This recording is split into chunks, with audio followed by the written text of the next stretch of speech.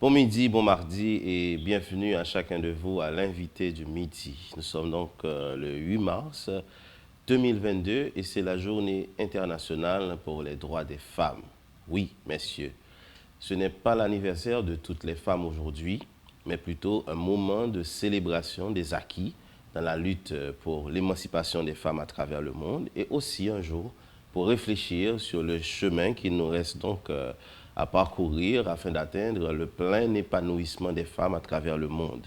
Officialisée par les Nations Unies en 1977, la Journée internationale des femmes et des droits des femmes trouve son origine dans les luttes des ouvrières et des suffragettes du début du XXe siècle pour de meilleures conditions de travail et le droit de vote. C'est une journée donc de manifestation à travers le monde, l'occasion de faire un bilan sur la situation des femmes. Traditionnellement, les groupes et associations de militantes préparent des manifestations pour fêter les victoires et les acquis, faire entendre leurs revendications afin d'améliorer la condition des femmes.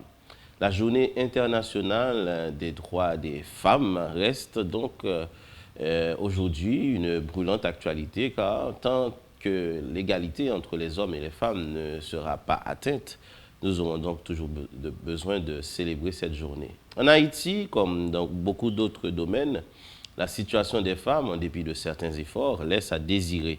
Déjà, qu'elles soient obligées chaque année d'expliquer aux hommes de ce pays que cette journée n'est pas l'anniversaire de toutes les femmes, montre toute la difficulté qu'il y a à faire entendre à nos hommes l'urgente nécessité d'accompagner la lutte des femmes pour leur épanouissement social et politique, économique et culturel. Urbaïti, qui est un vaste programme financé par l'Union européenne pour la construction de la résilience des villes en Haïti, se lance également dans la promotion des droits des femmes en participant au débat sur la question. L'invité du midi se fait donc le plaisir d'accorder une carte blanche à ce programme pour parler des activités visant à renforcer la résilience économique des femmes en Haïti. Bissaget, responsable de la communication, et Claudie Mézard, deputy manager à CARE, sont donc nos invités pour ce midi. Bonsoir, messieurs et dames, et bienvenue à l'invité du midi. Bonsoir et merci de m'avoir invité. Bonsoir à tout le monde. Bonsoir Samy, bonsoir, merci de nous avoir invités. D'accord. Donc Gabi, aujourd'hui ce n'est pas l'anniversaire de toutes les femmes, on est d'accord, hein? Oui, là on est clair là-dessus. Donc que les hommes le sachent finalement, parce que c'est toujours tout un tollé sur les réseaux sociaux. On voit des féministes qui montent au créneau pour dire, excusez-nous, ce n'est pas notre anniversaire, arrêtez de nous dire bonne fête des femmes. En réalité, cette journée, la journée du 8 mars, c'est en principe une journée de réflexion et de célébration aussi, parce qu'il y a eu des acquis. Donc, je ne sais pas si je ne vous ai pas posé la question, et vous êtes féministe? Écoute, moi je me demande si on n'est pas tous un peu féministes, hommes ou femmes, parce que le féminisme, ce n'est pas un mouvement pour dire que voilà l'égalité des sexes ou la parité entre hommes et femmes. C'est vraiment le féminisme de dire voilà, il y a des inégalités sociales dans la société. Les femmes ne peuvent pas jouir pleinement de leurs droits sur plein des aspects. Il y a encore des salaires qui sont inférieurs pour des femmes dans certaines communautés, particulièrement en Haïti, si on veut rester chez nous. L'égalité salariale, il y a la pauvreté économique touche principalement les femmes. Et quand il y a, par exemple, des crises politiques ou des catastrophes naturelles, les femmes sont les plus touchées. Donc, il y a aussi le harcèlement. Il y a aussi les violences faites aux femmes, et on l'a vu récemment avec les actes de banditisme, de kidnapping, beaucoup de femmes qui ont été violées. Donc c'est vrai que le féminisme, ça doit concerner tout le monde. On doit tous réfléchir ensemble pour dire voilà, comment on peut, bien sûr il y a des acquis, on a obtenu le droit de vote, vous en avez parlé tout à l'heure avec les suffragettes, on a dit que les femmes ne doivent pas rester dans la sphère privée seulement pour s'occuper du mariage et des enfants, etc. Mais aussi elles doivent participer à la vie publique, aussi elles ont une place aussi dans la société. Mais aussi, ça ce sont les acquis. En Haïti, je crois que ce n'est qu'en 1982 que la femme a acquis son statut d'être majeure. Oui, et jouissant donc de tous ses droits civils et politiques. Oui, c'est vrai. C'est vrai qu'en Haïti, cette bataille a eu lieu dès 1934, d'après mes recherches de Stenio Vincent, la première structure de femmes qui a été mise sur pied, qui a été créée pour lutter pour les femmes, qui a été vraiment interdit d'activité et 2 mois après sa création sur Stenio Vincent. Ensuite, on est revenu en 1950 où les femmes... C'est la Ligue d'action féministe, je crois, oui. Avec au front Madeleine Sylvain Bouchereau, de grandes têtes de femmes. Oui, peut-être.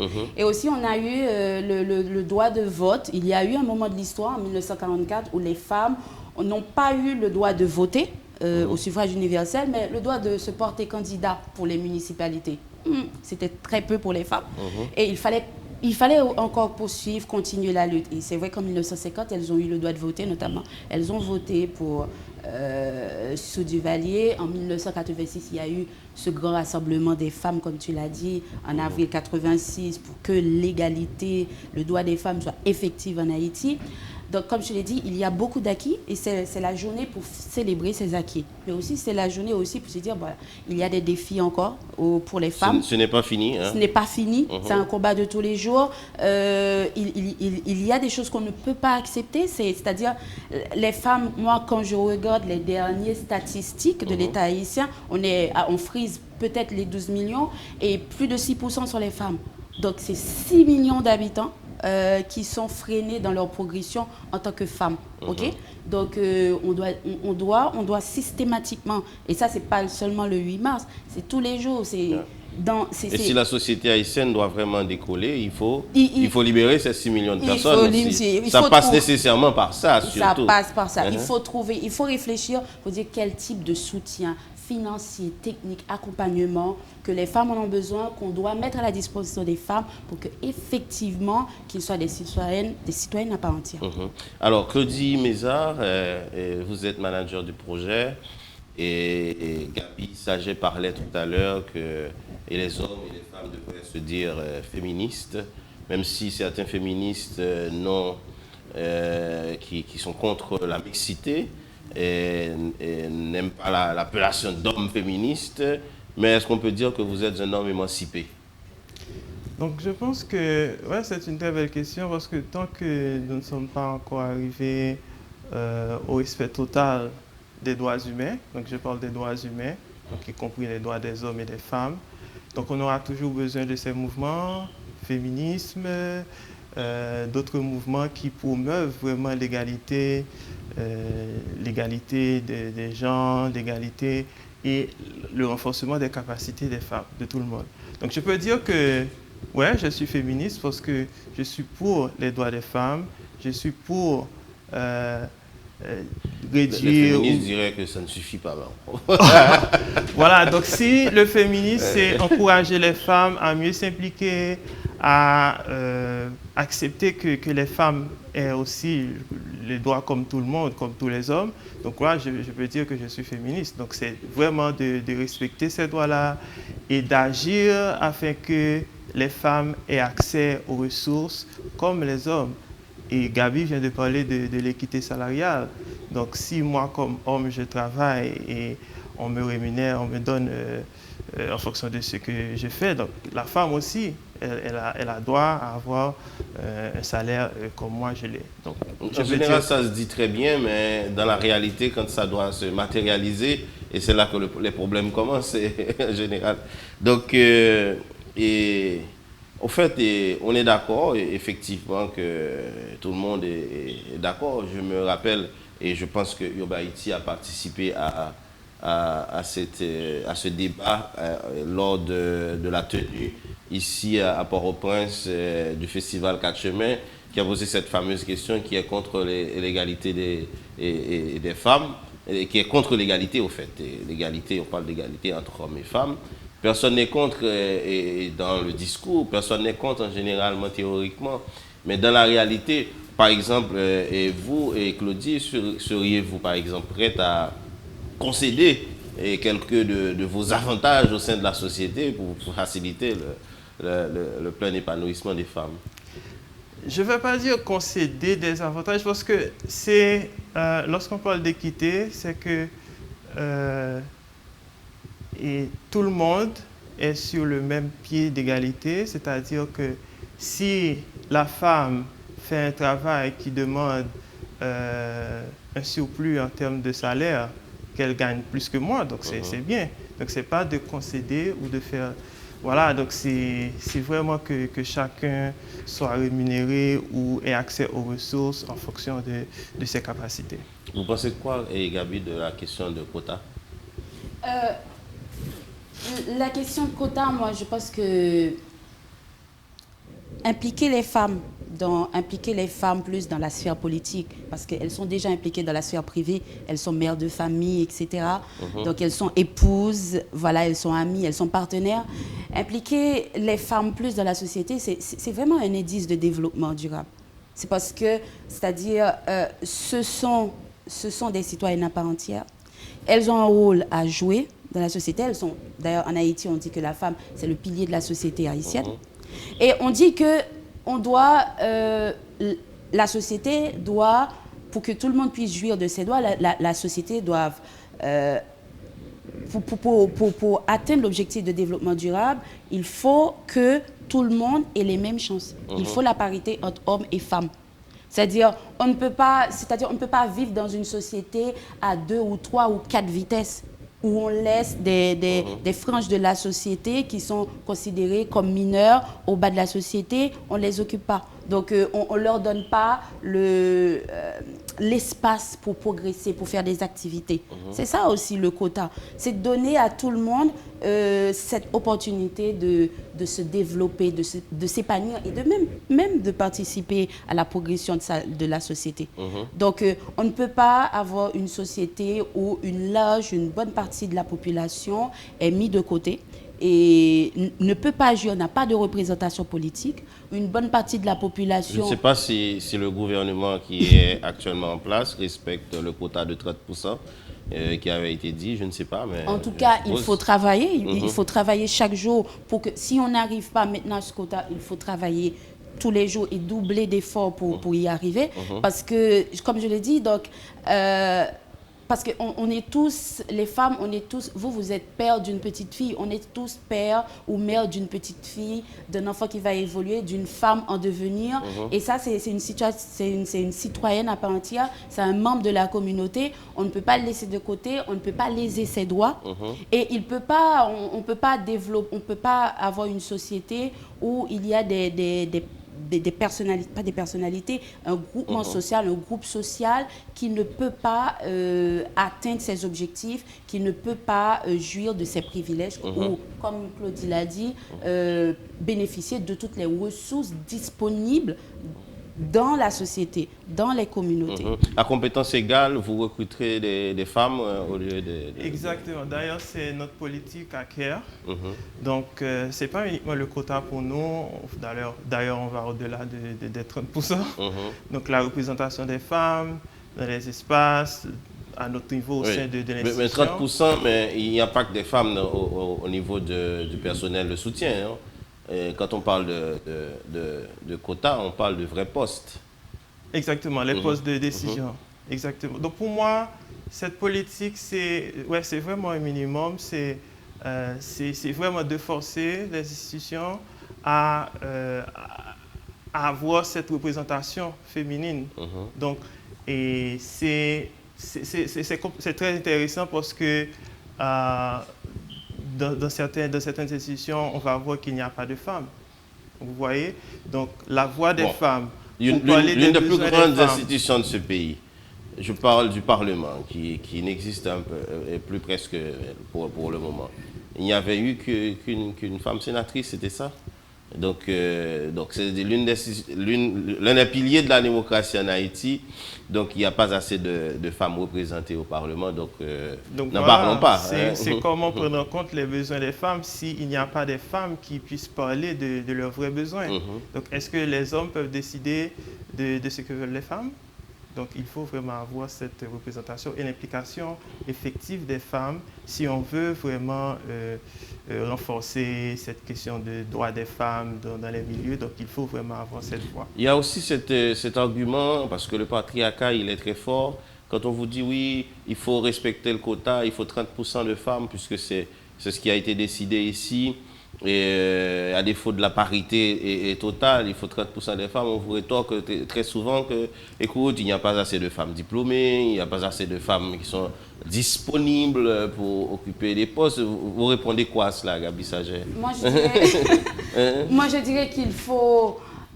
il faut un petit peu peut-être sortir du débat du quota, peut-être aller plus loin, peut-être que ça nous restreint un peu le débat sur les quotas. C'est-à-dire, c'est pas seulement il faut les femmes dans la sphère politique, il faut que voilà, il faut avoir des femmes chefs d'entreprise. Il faut financer des femmes qui veulent devenir lancer leur propre initiative, leur propre activité génératrice de revenus. Et ça, on va en parler. Il faut que les femmes soient vraiment indépendantes sur le plan financier et aussi même économique. Donc, il faut peut-être valoriser. Il y a des travails. On divise la société, on limite la femme à un rôle de reproduction, alors que voilà, on dit qu'il y a des métiers pour hommes, il y a des métiers pour femmes. Non. Il faut plus de femmes il faut des femmes à tous les niveaux. Dans les sphères productives. Il faut des femmes à tous les niveaux. Peut-être qu'il faut, moi je travaille pour un programme d'urbanisme, peut-être qu'il faut plus accompagner les femmes qui sont architectes, qui sont ingénieurs. Il faut peut-être plus des femmes dans les collectivités territoriales qui sont présentes et qui disent, voilà, quand nous avons des réunions, des tables de concertation sur comment développer les communautés, peut-être que les femmes doivent intégrer ces espaces-là. Si nous disons que nous voulons plus de femmes dans les municipalités, plus de femmes dans les mairies, plus de femmes dans les collectivités, c'est peut-être parce qu'on doit entendre ces femmes-là. Elles ont leur mot à dire parce que la plupart du temps, ce sont des hommes qui décident, qui vont façonner notre avenir, notre ville, notre mode de vie. Mais maintenant, quand on intègre plus de femmes, quand les femmes sont là présentement, physiquement, donc elles ont le droit de dire voilà ce que nous voulons, voilà comment nous aimerions que les espaces publics voilà, soient aménagés. Voilà, on veut avoir plus de bancs pour finaliser les activités des femmes. C'est-à-dire, moi je pense aussi qu'il faut peut-être aller au-delà du simple sujet de quota et dire que voilà, il faut que les femmes soient indépendantes. Oui, en effet, et pendant que vous avez mentionné que les femmes entrepreneurs, je vous expose le fait, vous allez réagir les deux. Et il y a dans la perception haïtienne l'idée qui voudrait croire que les femmes, quand elles deviennent chefs avec deux FES, sont beaucoup plus drastiques, beaucoup plus impitoyables envers les autres femmes subalternes. Et c'est une perception dans la société. Je vous demande de réagir là-dessus, rapidement. Est-ce que mesdames, tu avec mesdames, vous vrai? Parce qu'il y a des femmes qui préfèrent avoir des hommes comme chefs au lieu d'avoir des femmes. Parce qu'on dit que la mayonnaise, ça marche pas souvent. Donc, on n'a pas de statistiques qui peuvent prouver ça. C'est pourquoi j'ai parlé de perception. Hein? J'ai parlé de perception et en général, et d'un point de vue phénoménologique, la perception vaut réalité souvent. Bon, ça que moi souvent entendais, c'est que les femmes sont très méthodologiques. Donc, je te dis, bye. Ça vous entendez, on ne pas travailler avec Fio même. Non, nous travaillons en pile avec Fio, mais la perception pour essayer d'expliquer la question de drastique là. Et femmes très méthodologique, je toujours dis, bye, pouvoir femmes, et on peut gagner pile belle bague à faire. C'est pas sa raison. Donc, peut-être que là, une fois que la femme les patronnes, on parle des patronnes, de sa capacité. Elles sont des patronnes de main de fer par rapport aux subalternes femmes. C'est ça la question. En fait. Gabi, vous voulez réagir? C'est une question piège. Non, pas du tout. Moi juste, nous savons dit dans la société. Hein. En tout cas, ce sont des clichés. Ce sont des clichés, ce sont des stéréotypes. De la même manière que les femmes se font harceler par les hommes au travail, oui, il peut y avoir des désaccords entre femmes, comme il peut y avoir des désaccords entre patrons et employés. Donc, ce sont des clichés et ça ne définit pas vraiment les rapports entre les femmes et les femmes ou les femmes subalternes, les femmes employées. Ça ne définit pas les rapports entre hommes et femmes. Non, je pense que ce sont des clichés. Ça reste des clichés et ça ne prouve rien du tout. Et sinon, si c'est des clichés réellement qui sont incrustés vraiment durement dans la société, il faut travailler sur ça pour les combattre. Il y a beaucoup d'autres questions qui sont très relatives à la question des droits des femmes.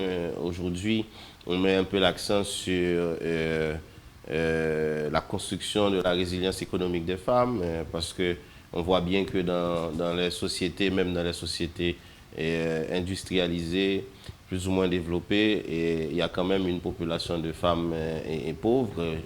N'en parlons pas pour des pays comme Haïti, où la population des femmes est beaucoup plus pauvre que celle des hommes, et cela va de soi. Et il y a aussi le fait que les femmes n'ont pas cette capacité de disposer de leur corps et de décider de par elles-mêmes si elles veulent, par exemple, mettre un enfant au monde ou pas. Donc il y a plein d'autres sujets sur lesquels on devrait encore travailler davantage, et la journée du 8 mars d'aujourd'hui devrait interpeller davantage de monde sur ces sujets-là. Donc vous êtes pour ou contre l'avortement, rapidement? Je pense que un élément de réponse là, les femmes doivent avoir pouvoir sur corps, ok, disposer de leur corps librement. D'ailleurs, ça fait partie des droits. Tout le monde est fait libre, égal, il y a une capacité sur corps. Donc, du moment que ça mon fait, il n'est pas vraiment nuit à la société, donc il est capable de faire. Mais par contre, parce que je connais les médecins, ils ont discuté un peu sur ça, ils ont dit que l'avortement, est-ce qu'elle va mettre la vie fille en danger? Non, non, on parle d'avortement quand il n'y a pas de danger. Alors. Donc, alors quand il n'y a pas de danger, mais il y a aussi l'argument contraire qui voudrait quand même attirer l'attention sur le fait qu'on décide de mettre fin à la vie d'un être humain. Et si on parle du principe que le fœtus est déjà un être vivant, et il y a aussi les arguments bibliques qu'on avance, et aussi, je ne sais pas, et Gabi, ça gêne? Moi, j'ai lu qu'il y a eu beaucoup de mouvements dans les années 60 pour que les femmes vont dire, voilà, on est maître de notre utérus, donc on doit décider ou non si on veut avorter ou pas. Je pense, je ne vais pas donner mon avis personnel, mais je pense aussi que ce sont des questions qui doivent se poser dans la société, et c'est la société qui doit y répondre aussi. C'est-à-dire aux États-Unis, en France, etc., chaque communauté, chaque nation ont décidé de comment elles vont gérer cette histoire d'avortement, de droit à la minorité, etc., de droit de disposer de mon corps, etc.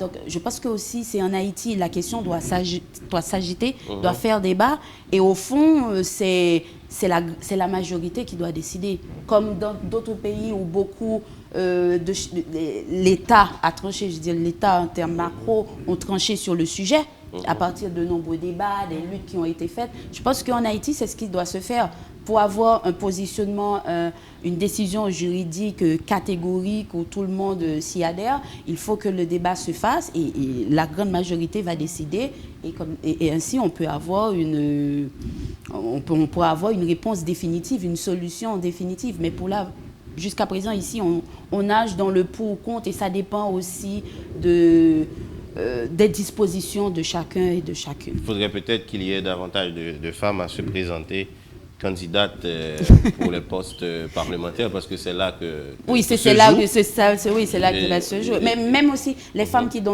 sont dans la société civile, peut-être qu'elles doivent agiter beaucoup plus le débat pour attirer plus l'attention des autorités sur ce sujet. Donc le plus souvent, les grandes législations se font parce que la société civile a agité le débat de manière continue, tu comprends, et ça revient, et parfois ça crée des protestations, et finalement l'État est obligé de trancher. Je pense que c'est un mouvement social qui doit se faire tout autour de ce sujet-là, et voilà, on aura le mot du doigt à la fin, et tout le monde pourra s'y adhérer. En effet, il y a eu quand même cette loi sur la paternité responsable, et je ne sais pas si vous avez suivi un peu, si vous pensez que ça a été utile à quelque chose, ou si ça a changé quelque chose dans la vie des femmes en Haïti. Le droit sur la paternité responsable, c'est-à-dire que les hommes qui mettent des enfants au monde puissent prendre leurs responsabilités normalement. Du moins, je ne peux pas dire si c'est cette loi qui a un peu changé le contexte jérémien, parce que au niveau de Jérémie, qui travaille beaucoup avec les femmes et les hommes. Et dans cette zone-là, on parle beaucoup de viols. Exactement, le taux de violence conjugale, sexuelle est parmi les plus élevés en Haïti. Et du moins, les hommes sont beaucoup plus conscients de leur rôle dans la famille. Donc, je ne vais pas attribuer ça à cette loi ou à nos interventions, parce qu'on parle beaucoup de masculinité positive lors des rencontres avec les femmes et les hommes. Donc, il y a de plus en plus de partage des tâches aussi au sein des foyers. Donc, je ne veux pas dire est-ce que c'est vraiment lié à cette loi ou est-ce que c'est vraiment une contribution d'un ensemble d'interventions dans les communautés. Moi, je peux dire qu'au moins, ça responsabilise les hommes, en fait. Plus ou moins. Plus ou moins, maintenant, Même ils si on sont voit pas conscients qu'il y a une loi. On ne voit pas déjà la coercition s'y mettre de la partie, mais et commence à être conscient d'après vous? Oui, ils ont pris conscience qu'il y a, voilà, que juridiquement parlant, on peut faire des actions juridiques pour que cette responsabilité paternelle soit assumée, pleine et entière. Mais aussi, cette loi a permis d'avoir une prise de conscience aussi de la société. Et je pense que c'est ça. Peut-être il y a des femmes qui ne sont pas au courant que cette loi existe. Et que peut-être qu'il faut former ces femmes, plus de sensibilisation, plus de diffusion pour que les femmes comprennent, voilà, qu'elles ne sont pas seules. Pas grave, Timon dehors. Pas grave, Timon dehors, qu'elles ne sont pas seules dans ce combat et qu'elles ont leur plein droit de revendiquer la responsabilité paternelle. Oui, parce que ça fait souffrir aux enfants aussi. Ouais. Et ça crée des enfants frustrés et ça peut donner lieu à n'importe quel problème au sein de la société. Énormément. Parce Oui. que, et dans la grande danse, le taux d'enfants en domesticité, c'est aussi très élevé. Oui. Et indirectement, ça a aussi une question de rôle, papa dans le foyer. Oui. Ça joue en pile. Oui, souvent c'est des pères irresponsables qui fait que les mères sont obligées d'envoyer des enfants dans des foyers à Port-au-Prince ou dans les grandes villes pour les faire adopter ou parfois juste les mettre dans une sorte de semi-esclavage, on va dire. Alors, et on a pris aussi la décision récemment que chaque cartel de maire, ça va nous permettre de faire la transition sur les activités de Urbaïti, et en son sein une femme. Et donc presque tous les cartels de maires ont une femme donc, dans cette trilogie. Et ça a servi à quelque chose, vous pensez? Ça a permis d'avancer la lutte des femmes? Bon, moi je dirais que ça a permis, en termes de représentativité, même quand ce n'est pas, bon, je ne connais pas vraiment les chiffres, donc, mais ça a permis, c'est un progrès, c'est un début, c'est un commencement. Non, si le cartel n'a pas une femme en son sein, donc on ne pourra pas l'inscrire. On pourra pas donc c'est presque toutes les mairies de ce pays qui ont une femme à sa tête. Oui, c'est ça un début, mais comme je l'ai dit avant, donc il n'y a pas seulement le fait d'avoir une femme au sein du cartel pour gérer, mais aussi c'est dans toute la municipalité, dans toutes les structures des collectivités qu'on doit exiger, intégrer plus de femmes. Parce que c'est dans ces structures que beaucoup de décisions vont être prises pour la gestion de la ville, pour la gestion de la municipalité. Et on a besoin peut-être qu'on a besoin beaucoup plus d'ingénieurs civils femmes dans ces structures. Peut-être qu'on a besoin beaucoup plus, en tous les cas, en termes de pouvoir décisionnel, on a besoin peut-être beaucoup plus de femmes. Oui, c'est un début, mais il ne faut pas s'arrêter là. Il ne faut pas dire, bon, maintenant, on a dit que la loi, il faut avoir au moins une femme dans le cartel, ça marche, tout va bien, c'est fini. Mais ce n'est pas fini, justement. C'est pas suffisant que, justement, on met ton fils. Déjà, il faut que le fils a lui-même qui est dans le cartel, là, il a un pouvoir réel, un pouvoir de décision réel, et que il va traîner de l'autre nègre, et qui déjà est majoritaire. Et donc, que c'est un vrai maire, c'est-à-dire avec de véritables pouvoirs de décision et avec une certaine égalité avec les autres maires. Et que au sein de la mairie, dans tous les services, et au sein des collectivités territoriales, dans la société communale, qu'il y ait plus de femmes intégrées dans les activités de développement et de la prise de décision notamment. Effectivement, tout à fait. Et même au-delà de représentativité, il y a un aspect modèle dans tout pour communautaire. Donc une fois qu'on forme dans le cartel là, donc les petites filles qui ont grandi, elles disent oh, je me reconnais à cette femme-là. Vous comprenez en termes de leadership communautaire, Donc, au niveau de Jérémy, nous travaillons pile avec Myriam et avec représentante l'entour, la mairesse, et que en termes de fougue, c'est un monde qui est très fougueuse.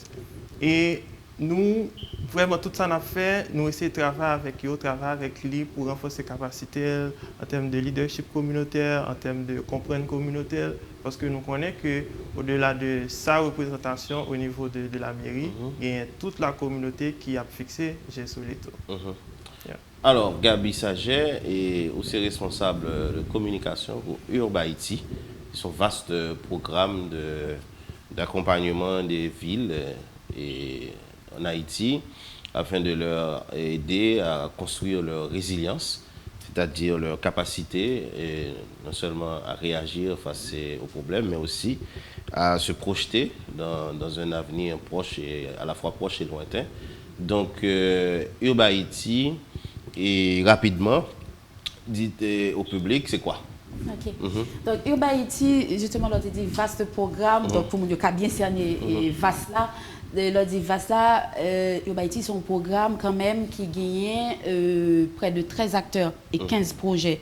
Donc, c'est dans ce sens que pour nous comprendre pourquoi que le programme est vaste, c'est-à-dire que une diversité, une multiplicité d'acteurs qui dans le programme ça, et à la fois institutionnel et étatique et aussi non gouvernemental. Donc, Urbaïti, c'est un programme qui gagne MTPTC là-dedans, qui gagne MICT là-dedans, qui gagne 3 mairies, la mairie de Port-au-Prince, d'Écailles et de Jérémy, et peut-être aussi qu'au fil du temps, on a adhéré d'autres municipalités, de Dame-Marie et de Beaumont, et gagné là-dedans tout le SIAD, qui est un organisme qui travaille sur l'aménagement du territoire, et aussi il y a des ONG, 7 ONG qui travaillent aussi à la fois et dans le département du Sud, dans le Grand Sud et à Port-au-Prince. C'est en ce terme-là que Urbaïti est vaste. Donc, et c'est vrai que Urbaïti, c'est un programme de développement qui chita, un programme de développement urbain. C'est-à-dire, et ça m'a dit encore, c'est pas un programme de construction, de reconstruction. C'est pas ça Urbaïti. C'est un programme qui chita sur l'urbanisme. C'est-à-dire, voilà, et nous avons un territoire, nous avons un espace, que ce soit au niveau départemental ou municipal, collectivité. Maintenant, comment nous pourrons gérer, comment nous pourrons planifier, comment nous pourrons contrôler l'espace qui est urbanisé. Donc, c'est peut-être ça que le programme, ça qui fait programme, que particularité programme, c'est que nous prenons tout aspect dans l'urbanisme. Nous prenons planification urbaine, côté que avec Myrio, nous avons fait des activités pour nous développer des instruments de planification. Nous travaillons avec SIAD, que bon côté pas le KPC, comment nous avons une politique nationale de la ville qui bouge. Ça, c'est en termes de gouvernance. C'est-à-dire, nous mettons politique, nous mettons réglementaire, selon Chita, nous mettons base là. Nous avons consolidé, nous avons fait base là, Chita. Et ensuite, on a le MTPTC que nous travaillons avec. Nous travaillons beaucoup avec le service de planification et avec TPTC, côté nous renforcer, nous baillons des matériels, nous faisons des formations avec ingénieurs civils, nous lançons un programme aussi d'inspection de bâtiments. Tout ça rentrer dans le cadre urbanisation, c'est-à-dire que nous avons essayé de renforcer les institutions pour action capable visible sur terrain. Nous faisons ça aussi avec MICT, côté nous travaillons avec les ATLD, les agences techniques départementales, si je me rappelle le nom.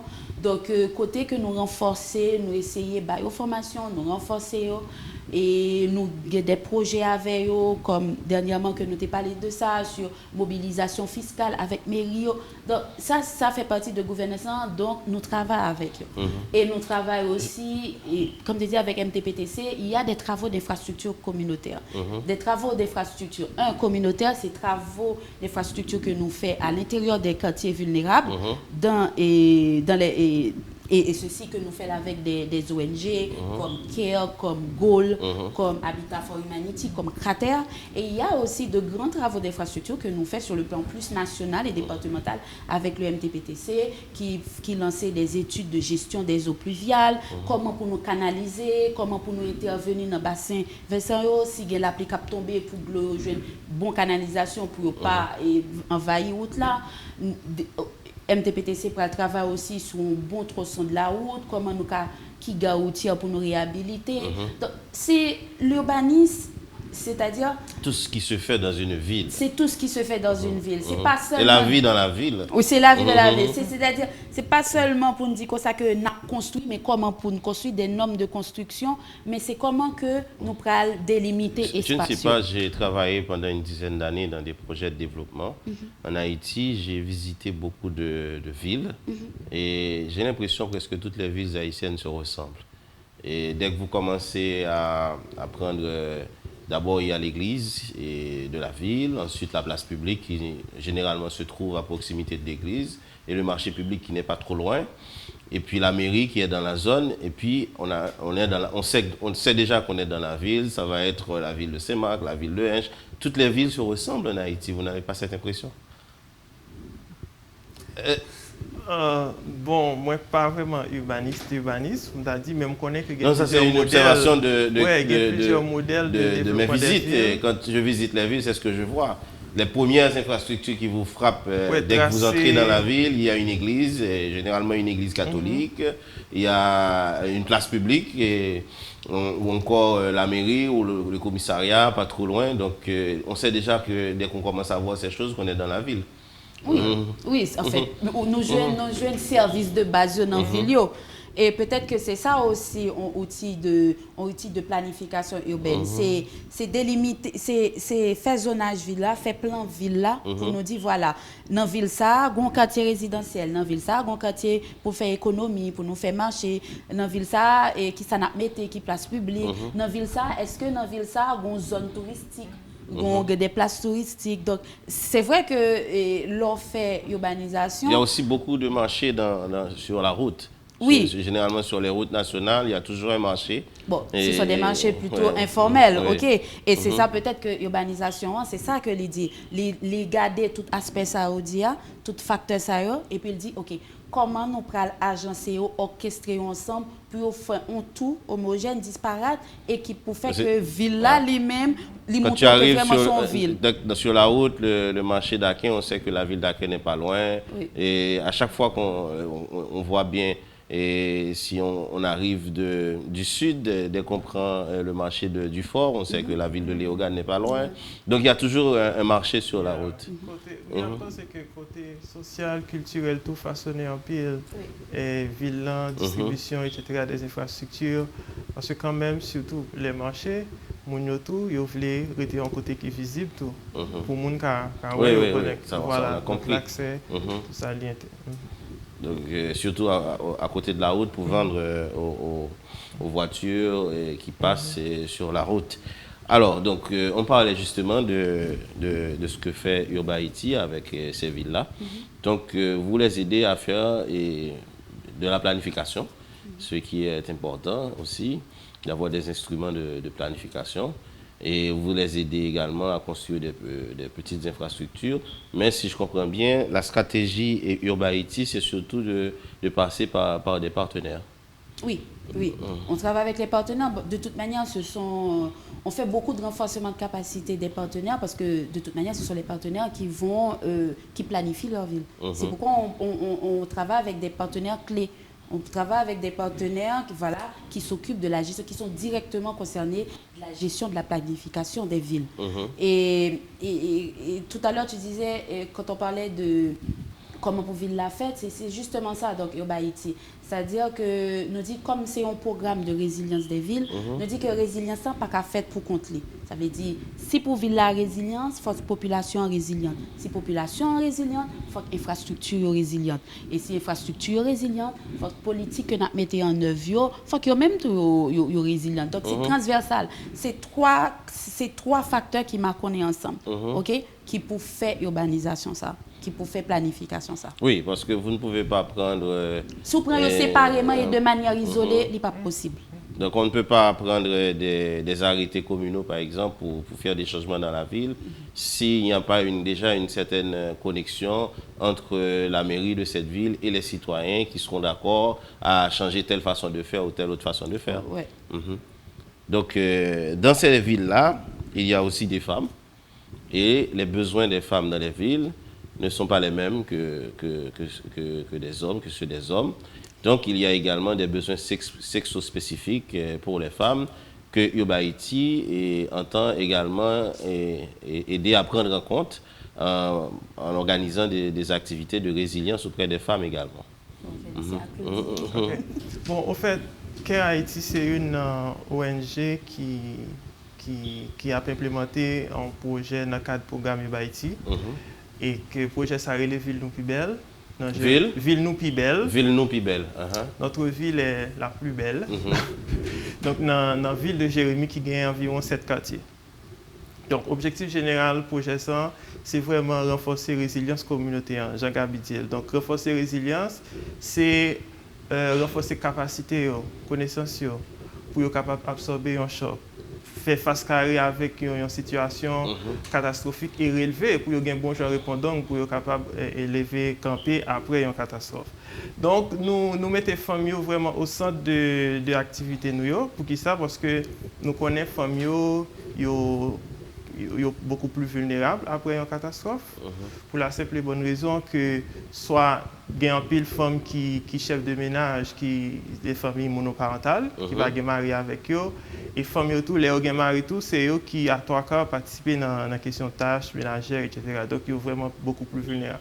Donc famille tout, c'est surtout petit commerce. Non seulement faut qu'ils participent dans renforcer l'économie et ménage là, mais en même temps, ils ont hérité du lot de travail ménager également. Donc ça veut dire qu'ils ont un double travail pour faire.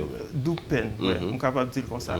Donc nous-mêmes, nous vraiment approcher de familles pour nous comprendre les besoins. Donc compréhension besoin, ça c'est avec les familles que nous faisons.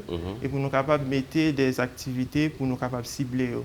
Par exemple, dans le cadre résilience économique, nous gagnons des outils financiers que nous mettons en œuvre. Il est avec. AVEC, c'est un sigle. Association villageoise d'épargne de crédit. Donc, villageoise, c'est parce que l'ité prend naissance en Afrique. Nous connaissons en termes de territoire, petites villes, caractéristiques rurales, donc village. Mais ici, nous sommes capables de dire que c'est une association vraiment locale qui est adaptée, nous testons, il marche très bien. C'est un outil qui permet aux gens dans la communauté de mettre tête ensemble pour être capable de serrer l'argent et puis pour gagner crédit entre eux-mêmes. Gagner accès avec crédit. Parce que l'accès avec services financiers, c'est un plus gros problème en Haïti, et surtout famille. Okay? Et dans le milieu rural, c'est encore pire. Souvent, pour les gens qui ont accès à crédit, soit ils doivent défier en bagaille, vous comprenez? Donc, là encore les violences. Il est basé sur le genre. Donc, et avec là, c'est vraiment des outils qui permettent de serrer l'argent et gagner accès avec crédit. Ce qui est intéressant, c'est que le groupe ça, il y a une caisse de solidarité, nous sommes capables de brûler un fonds d'urgence, que nous-mêmes nous complété, et que si il y a un membre dans le groupe qui est dans une situation difficile, il y a un monde mourir, il y a un petit monde qui est malade, grave, donc le groupe ça, il est capable de contribuer pour être capable de résoudre le problème. Donc, c'est à la fois un outil financier qui permet aux familles de gagner accès avec l'argent pour mettre des petits commerces sous pied pour avoir un revenu durable, mais tous sont des outils sociaux parce que chaque semaine, les familles rencontrées, ils ne vont pas parler de l'argent seulement. Ils vont parler tout de situations dans la famille.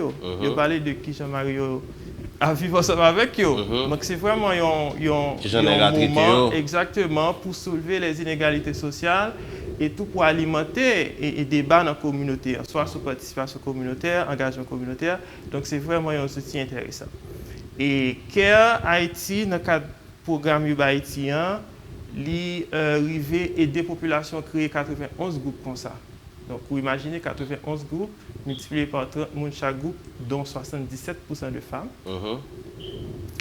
Ils arrivent à faire commerce, ça qui renforce les commerciaux. Et nous avons un paquet de témoignages. Par exemple, et comme là, c'est comme par eux, vous mettez ensemble exactement. Ou bien nous avons un financement de base, nous baillons. Voilà, c'est ça qui est intéressant avec là, nous pas financer, parce que quelque part, les gens qui ont un petit commerce, souvent, c'est qu'on ne pas comment pour faire économie, comment pour serrer l'argent. Souvent, il y a une population vulnérable. OK? Et qu'une fois qu'avec le peu que vous gagnez, parce que serrer l'argent, on a serré 50 gouttes chaque semaine, 100 gouttes, c'est eux-mêmes qui ont défini le montant que vous avez épargné. Et que c'est en fonction du montant, ça tout que vous allez bailler des prêts pour être capable de faire des petits commerces pour renforcer le commerce. Donc, son sol amélioré. L'autre dit amélioré. Non, en général, on connaît les gens dans la communauté rurale, même dans la ville là, et ils font des sols, c'est-à-dire que ils font un groupe là. Moi, ça c'est pour monsieur, l'autre moi c'est pour un tel. C'est très différent, c'est très différent parce qu'il y a plusieurs mécanismes qui entrent. Parce que nous venons en volet financier là-dedans. Il y a plusieurs éléments qui entrent en ligne de compte. J'aime dire qu'il y a l'aspect social là, mais il y a l'aspect tout vivre ensemble là. Parce qu'il y a un fonds solidarité, hein, dans sol pas ça. Ouais. Et puis tout il y a aspect crédit et puis taux d'intérêt tout. Parce que chaque mois, on a un taux d'intérêt très minime. OK, que vous baillez. Et chaque année, le taux d'intérêt, ça va faire, vous cumulez et que vous redistribuez avec le groupe là. Vous comprenez? Donc, vous redistribuez, ça veut dire que c'est un avantage énorme pour un monde qui fait partie de groupe avec. Nous va faire face à des problèmes de confiance. Et en général, haïtiens, sur la question de l'argent, ils sont méfiants par rapport à l'autre, ils vont faire mon confiance, etc. Comment nous arrivons à gagner confiance, mesdames, dans ça? Donc, tout d'abord, c'est une approche très locale que liée. C'est expliquer la méthodologie aux gens, comment ça fonctionne. Parce que chaque groupe avec un comité local qui a 5 personnes, il y a un président et c'est les gens dans la communauté qui élu le président. Il y a un trésorier. D'ailleurs, on ne peut pas décider gérer l'argent. Qu'est-ce que tu as même 3-4 dans la donne. Donc, c'est tout le monde ensemble qui pour compter comme là, vous comprenez? On ne peut pas décider ouvert. Donc, tout on ça, parle de cadenas, on va parler de verrou financier ou bien de... Verrou, yes. Yeah. Donc, parce qu'au fait, l'argent est à la banque, non? Non, en fait, ça, pas oublier qu'il y a un défi, en plus, dans la communauté rurale, il n'y a pas accès avec des services financiers formels. Oui, mais il y a des coopératives. Il y a des coopératives, etc. Mais souvent, prêt, taux d'intérêt pour les jeunes prêts est exorbitant. Donc, avec l'un déjà passé sur ça, il permet tout ça. Il y a une évaluation que nous avons faite, nous avons environ 5 à 10% de gens qui sont avec eux qui gagnent accès à la banque. Souvent, c'est problème d'identification, il n'y a pas de carte, etc. Pour ouvrir un compte, souvent, ils ont été très loin. Banque, c'est dans la ville que vous très souvent pour un peu le monde. Parce que nous gagnons avec nos villes dans tout, mais tout gagne un peu avec les gens qui sont très loin. Oui. Donc, c'est des complications, mais des difficultés comme ça qui fait avec l'union modèle communautaire assez intéressante pour nous. Donc, ça, il marchait très bien. Il marchait très bien parce que le groupe a gagné 3 ans là, il a gagné 4 ans. Donc, il a auto-géré et auto-régénéré. Ça veut dire qu'un groupe qui a décidé de faire un autre groupe dans la communauté. Donc, de bouche à oreille, le modèle a été disséminé. Donc, ça, c'est déjà pour montrer le niveau d'efficacité et une approche comme ça. Vous soulignez un bagage qui est très important là, que je songé et parler avec Gabi, tout à l'heure, elle t'a parlé. Et il y a un petit problème qui gagne en Haïti de manière globale, mais également dans les villes, c'est que les gens ne sont pas identifiés. Yo pas contre côté mounioyer, pas contre qui est suré, pas contre parce que en même temps tout et puisque on a parlé de planification et urbaine et les questions les données sont très importantes. On pas faire planification sans données, il n'y a pas de gouvernance sans données. Et en général en Haïti et au niveau des données il y a beaucoup de faiblesses. Et les rares données que l'on dispose, on ne sait même pas des fois si on peut les faire confiance à 100%.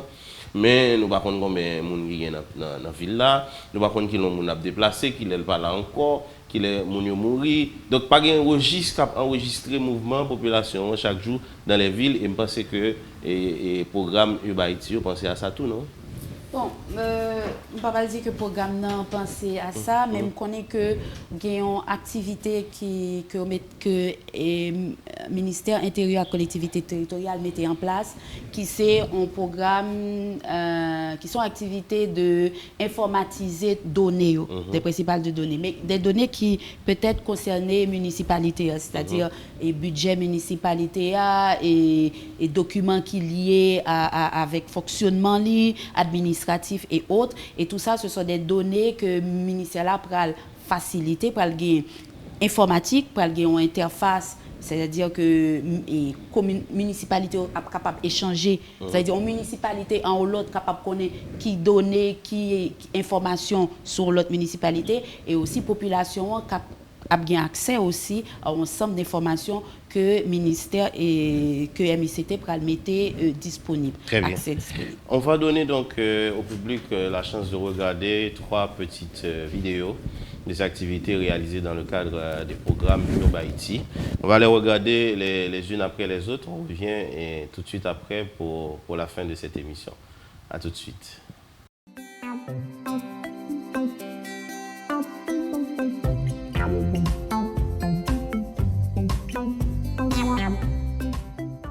Mars 2019, le marché a été vraiment inondé, le marché ne fait un pile paix. Nous avons un problème de canalisation de l'eau, nous réussissons.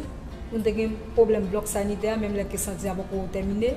Nous mettons nous réussissons parce que depuis que nous commençons la fin. Nous avons 9 toilettes à renouveler, nous avons 12 chauds, et puis nous avons côté lavabo et tout ça est tout notre travail là. Et nous allons peinturer en dedans tout. Et très tôt, nous passons tout après l'autre fille qui a gagné dans le bloc sanitaire. Ça nous a proposé Grette. Nous avons dit qu'il faut que la machine ramasse fatra dans la commune, car on fatra pour nous plus souvent. Parce que chaque fois que la machine est retardée pour venir pour fatra fait plus de temps dans le bâtiment. Et Grette dit que la bonne matériel pour nous capables retirer fatra dans l'espace là à le déposer dans l'autre espace. Donc on est femme pas vivre n'importe qui côté. Et des bois fonctionnent côté pas propre ou sans les joindre une série de maladies. Les programmes ça nous avons fait tout moyen qui est possible pour nous toujours l'information dans réunion avec Grette pour être capable de discuter ça qui est bon pour nous. On dit ONGA merci. Parce que nous sommes vraiment dans les besoins, service qu'elle vote bon nous.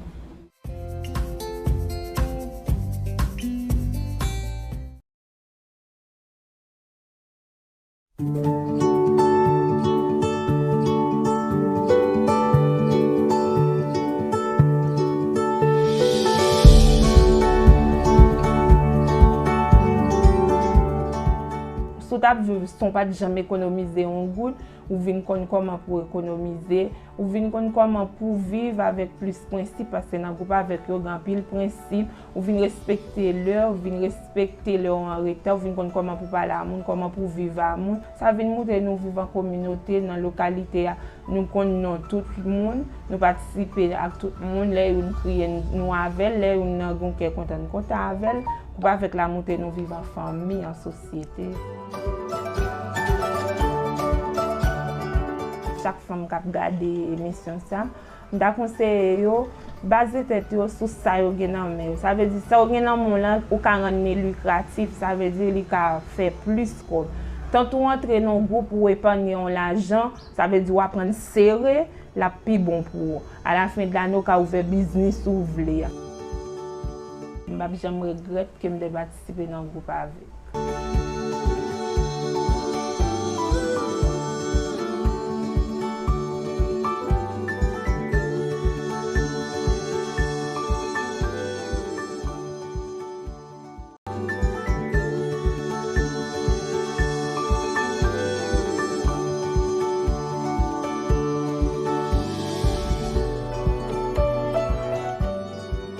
Moi, je suis chita, je ne vais pas faire rien. Je viens lever une sorte de groupe petit dans la zone. Je viens rentrer là-dedans. Premier rentrer là-dedans, je prête un corps, je m'investis dans le commerce. Je viens là-dedans, je vais manger, je paye l'école. Si pas, je montre comment pour me gérer. Il y a un avantage là-dedans. Si vous ne pas rentrer dans le groupe, vous ne pouvez pas réaliser rien.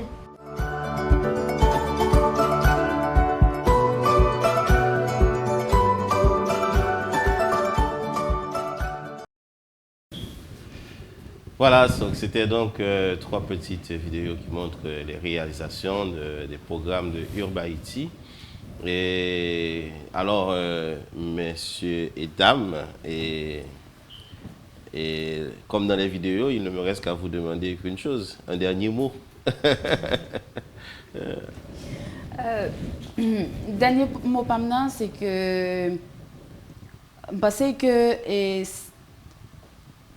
autonomisation femme yo, il passe vraiment par changement socio-économique mesdames yo. C'est-à-dire comme mesdames yo dit là, ça veut dire si yo pas entrer dans activité, si yo pas gon activité, yo pas qu'à joindre indépendance yo. Ça y a cherché et yo pas qu'à réaliser rêve yo tout. Donc si nous vraiment vrai nous besoin que pour femmes yo progresser, qui yo pas arrêter dans route, vraiment vrai pour pas gon société qui peut aller à plusieurs vitesses, côté tout le monde là-dedans, tout le monde embarqué, faut que nous renforcer tout le monde. Pas seulement mon et pas seulement femmes yo, pas seulement garçons mais femmes yo tout, minorité. Femmes yo surtout. Femmes yo surtout parce que c'est eux qui maman, c'est eux qui ont levé l'autre petit monde, l'autre petite fille, l'autre petit garçon. Donc c'est eux mêmes qui ont une grosse responsabilité et citoyen en fait. Et puis en plus éducation citoyenne citoyen de plus de 50% de la population haïtienne. Donc vraiment vrai autonomisation femme yo passer vraiment par une amélioration statut socio-économique yo. Et c'est ça que nous essayons de faire à travers Urba Haïti. C'est vraiment ba mesdames yo moyen pour atteindre l'objectif ça. Claudie Meza, un dernier mot rapidement. OK. Il y a dernier mot, c'est que si nous aspirons vraiment avec un développement durable et que nous ne pas de quitter une des, donc y compris femmes, petites filles, et que renforcer capacité, ce n'est pas seulement aspect économique, tout ça, tout, mais c'est connaissance sur comment pour gérer l'argent bien, comment si il y a un business pour bien gérer, comment tout pour mieux impliquer dans l'activité dans la communauté, si il y a un risque, si il y a une catastrophe, pour être capable de mieux réagir par rapport avec ça parce qu'il y a une connaissance adéquate.